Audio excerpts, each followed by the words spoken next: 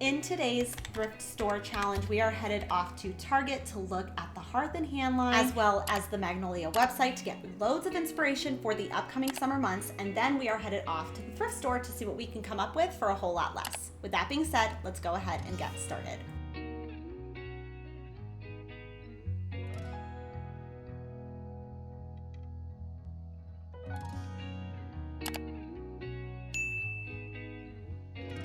Some of you may remember when I redid my entryway and I was desperately trying to find a table that was going to be the right size for that tight little space. And while I never found a table, what I ended up finding were these really beautiful antique rustic drawers. Turned one of those drawers upside down and turned it into almost like a entryway rustic shelf. But I still held on to the other drawer that came in that set. And I was trying to figure out something that I could use this drawer for.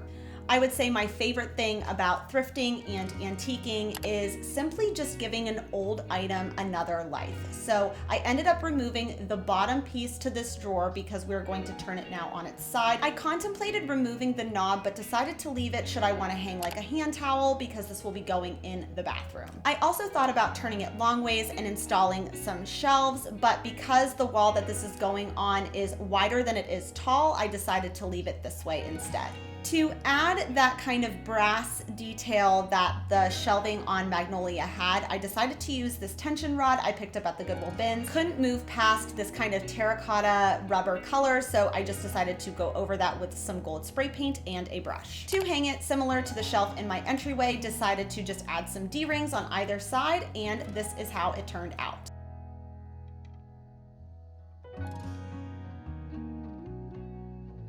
Moving along now into other things we want to put up on the wall. So artwork and wall decor. Target does have a more affordable option, especially when you compare it to the insane Magnolia prices. Like over $200 for one little sketch seems insane to me. So I was at the Goodwill bins, found this guy here. It was like less than $1, and I think it looks so similar to anything you would find on Magnolia for a small fortune. Other kind of styles of artwork you would want to keep your eyes out for at the thrift store, in addition to sketches, any sort of like clay plaque or wooden plaque I think fits in well, goes with that vintage vibe. Another thing are these kind of diagram architecture kind of building sketches.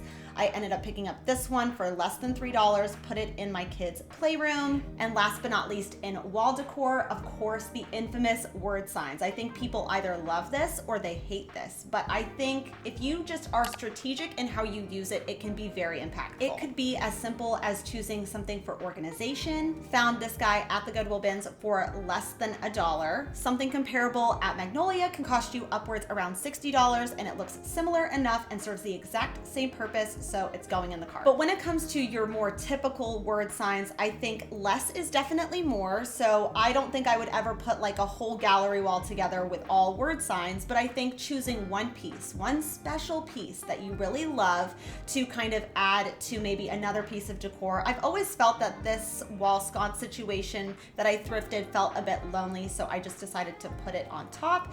I think it's the perfect little addition. It gives us that kind of homey feeling, but on a budget. Next up, we're going to focus on mirrors. This is one of those categories in home decor that is kind of sneakily expensive. All of a sudden you've spent $200 on a mirror. You could probably find something really similar at the thrift store eventually, or even Facebook Marketplace.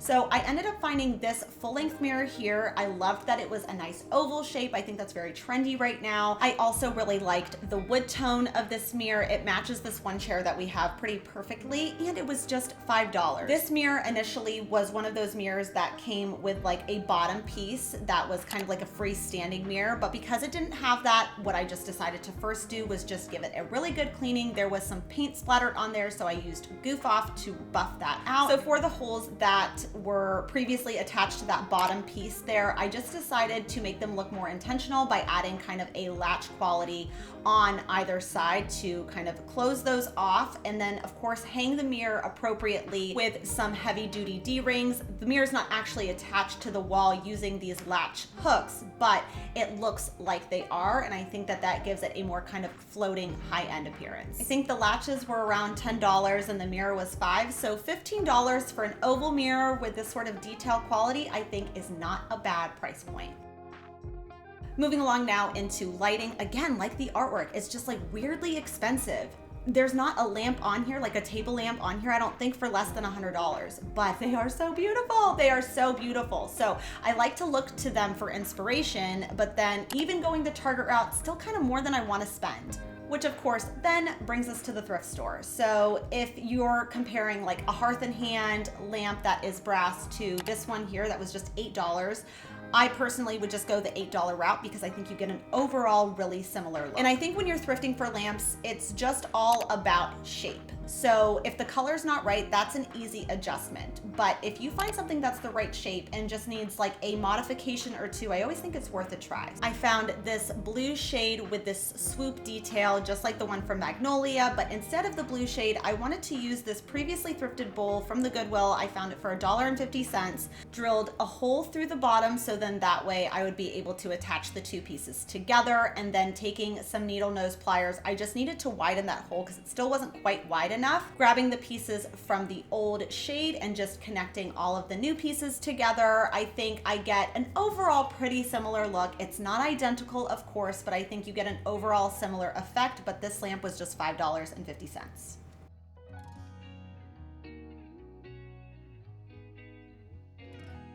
Next up, let's talk about decorative accents. So this is all of the stuff that you're gonna be styling with. Of course, they're super beautiful at Target and Magnolia, but you can still find really beautiful things at the thrift store. So for example, I found this really beautiful cutting board. I loved it because it literally matched my floors perfectly. Some of you guys might remember when I DIY'd that peg rail using that thrifted pegboard, and I'm always looking for things with handles and hooks to kind of style up on that space, and you can do so affordably by shopping secondhand. Also found this little woven caddy for $2.49. I actually like this one better than the one from Hearth and Hand because it complements my floors, I think, a little bit better. But I think that these are great if you are hosting in the summer, or also I use these all the time for my kids. We put our paper and our craft supplies in there. Right now, I'm actually using this for my makeup though. I think it's just a nicer, it looks way nicer than a makeup bag. I don't have to dump the whole makeup bag out, see what I have, put everything then back in the makeup bag. Everything is just readily available. I know it's there. Everything has like a different compartment, and it's one way to stay organized but on a budget.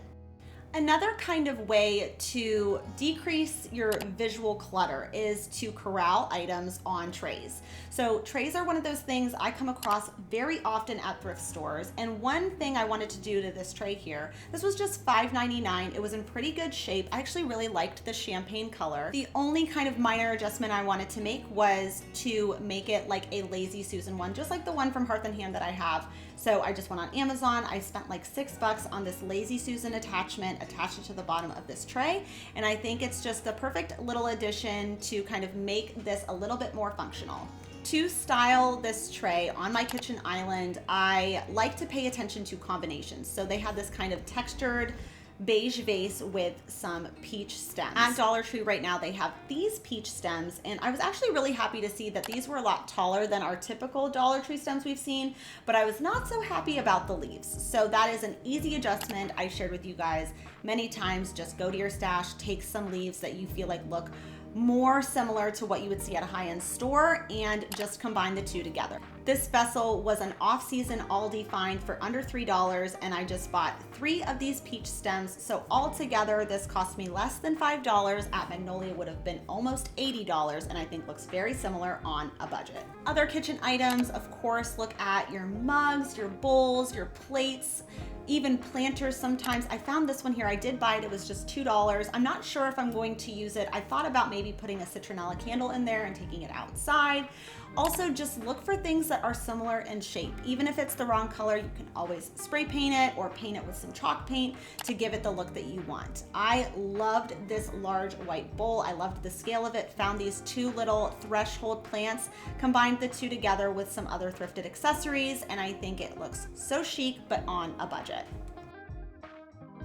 If you love a kind of farmhouse, Hearth and Hand, Magnolia aesthetic, some patterns you would want to keep in your mind are plaid, gingham, any kind of linear pattern, I think is a win. So I found this Hearth and Hand blanket with a fringe detail. This blanket was just $5 at my local thrift shop and would probably be 5 times the price of that if I went to Target. placing a blanket like this folded up on a very basic chair is just a way to add a little bit of pattern that is not overwhelming to your space.